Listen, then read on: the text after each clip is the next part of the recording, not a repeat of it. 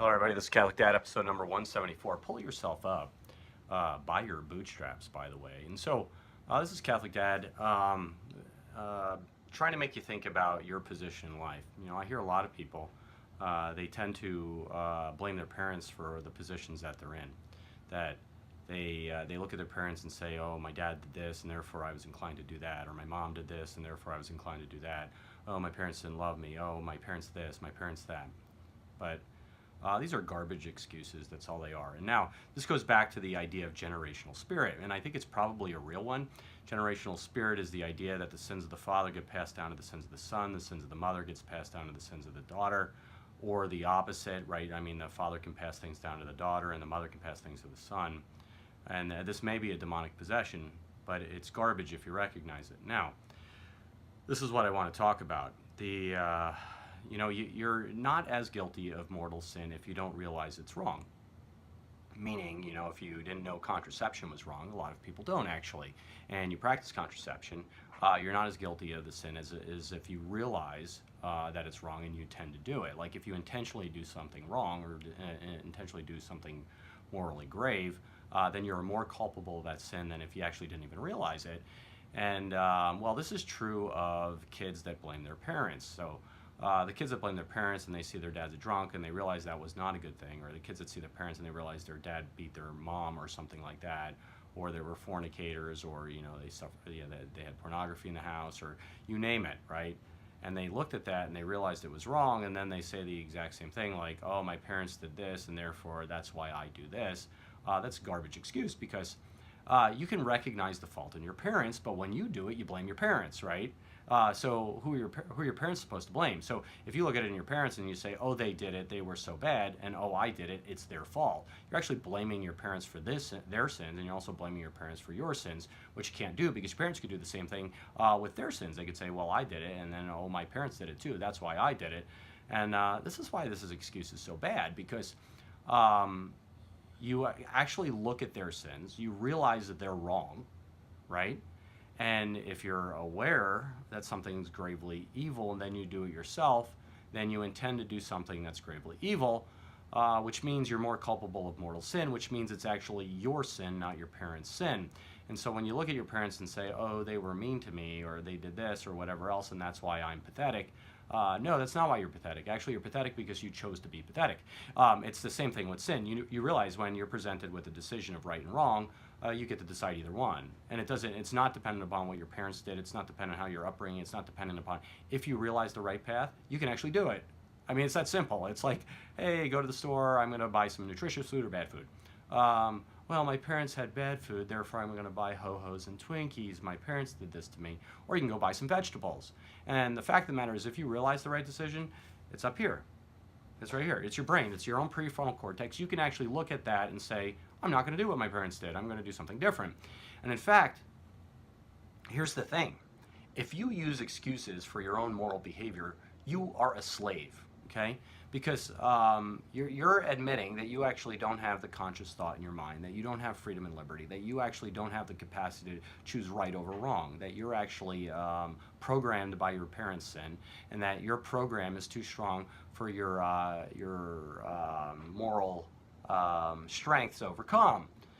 And so if you're a slave, you're going to fall to sin all the time, and then, like my parents said, therefore I have to do it. Or you can be absolutely free, which means you can actually recognize the difference between right and wrong. And these guardrails that you pretend that you're stuck in because your parents were stuck in them too, if you have the capacity to overthink it, right, and say, listen, my parents may have been sinners. I'm probably a sinner too, but I'm not going to sin any longer. I'm actually not going to do that. That's absolute freedom, right? That is true freedom. That's the ability to take your mind and overthink the sins and say, hey, I'm going to do what's right. And I don't care what anybody thinks. Oh, I'm going to do what I ought to do. I'm going to carry out responsibility. Oh, I'm going to be a good person. Oh, that's absolute freedom. That is true, everlasting freedom that you could pass on to generation after generation and generation. And that's how legacies are made. That's how heroes are made. That's how people overcome difficulties in their lives. But if you sit there and you say, oh, I can't do this because this person was mean to me, you're a slave, okay? You're a slave and you're a dog. You're not able to overcome it because you're weak. It's not that you're not strong enough. It's you're mentally weak. That's all you are. And the amazing part about this is, if you actually realize that it's you, right, and it's your own ability to overcome it, all you have to do is make a decision to overcome it. It's that easy. It's like literally saying, I'm going to put my shoes on. Done. Your shoes are put on. Oh, I'm not going to be a sinner any longer. Done. You're not going to be a sinner any longer. It's that easy. And by the way, so when I say live a sacramental life, which I've done in almost every video that I've made, essentially you have to orient your life to that decision. That decision, like, hey, there's a $100 bill on the ground. I'm going to pick it up and stick it in my pocket, or I'm going to actually turn it in, and it's not mine. I'm not going to steal anybody's money, and we're going to find out whose it is. Okay, that's the decision. That's the sacramental life. That's the life where you actually use the church to look deep in your own heart, not your parents' heart, not your brother's heart, not your sister's heart, not your friend's heart, nobody else, or your child's heart, your own heart. You look into your own heart and see how you can make your own heart better, how you can master your soul and become the master for the future, because then, only then, that you can perfect yourself. And if you do that, you could change generational spirit, you could change your children, you could change your bloodline, you could change your whole society and your whole future. Think about the giants in the Catholic Church, the saints, what they did and how they gave their lives for the faith and doing what was absolutely right. That could be you. And here's the deal. Is this pathway easy? I'd say no, it's not easy, but it's simple, right? And so all you have to do is do it. It's like putting your shoes on. It's like brushing your teeth. It's like going to work. It's like, just do it. It's like the old Nike ad, right? And so don't be a slave to sin. Don't be a slave to blaming people for your own sins. Now, here's the deal, by the way. I had a pretty good childhood, I must say. But then there's kids out there with horrible childhoods. We're talking bone-breaking abuse, right? Horrible things that their parents did to them. But you still got your life, you still got your brain, you still got your heart, right? And you still got your desire and your love of doing what's right. If you got that in your heart, it doesn't matter. Your parents could have broken your arms. They could have, they could have starved you. They could have. If you're alive, then you're alive, right? That's the choice. Is, am I going to be alive? Am I going to be free? Or am I going to be a slave? Am I going to be the master of my own fate? Or am I going to fall down? And the choice is yours. That's really all it is. And I don't know, you appeal to people and you say, we have to make all these laws. We have to, try to outlaw this, outlaw that. You have to, you don't have to do that. You just have to convert the heart.